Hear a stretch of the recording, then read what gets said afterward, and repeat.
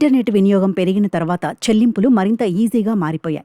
Net banking, UPI సేవల తర్వాత క్షణాల్లోనే డబ్బులు ట్రాన్స్ఫర్ అవుతున్నాయి.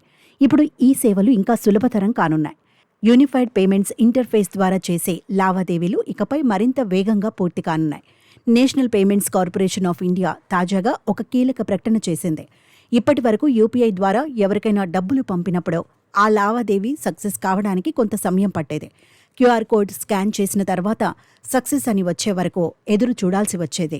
కొన్నిసార్లు ఈ సమయం కాస్త ఎక్కువగానే ఉండేది. ఇకపై ఈ నిరీక్షణ సమయం దాదాపు 50% తగ్గనుంది. జూన్ 16 నుంచి సవరించిన సమయం అమల్లోకి రానుంది.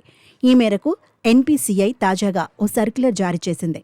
ఒక లావాదేవీ పూర్తవడానికి పట్టే సమయాన్ని రెస్పాన్స్ సమయంగా వ్యవహరిస్తారు.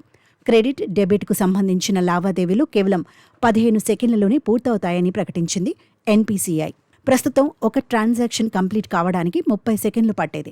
కొన్నిసార్లు ఇది 1 నిమిషం వరకు పడుతుంది. ఇక నుంచి ట్రాన్సాక్షన్ స్టేటస్ తెలుసుకోవడం, విఫలమైన లావాదేవీల రివర్సల్, చిరునామా ధృవీకరణ వంటి ప్రక్రియలు కూడా 30 సెకండ్ల నుంచి కేవలం 10 సెకండ్లకు తగ్గనున్నాయి. యూజర్ల అనుభవాన్ని మెరుగుపరచడానికి ఈ మార్పులు చేస్తున్నట్టు ఎన్పీసీఐ ప్రకటనలో తెలిపింది. పేటీఎం, ఫోన్పే వంటి పేమెంట్ సర్వీస్ ప్రొవైడర్లు బ్యాంకులో జూన్ 16 నాటికి రెస్పాన్స్ సమయం తగ్గించేందుకు తమ వ్యవస్థలను సిద్ధం చేసుకోవాలని సూచించింది.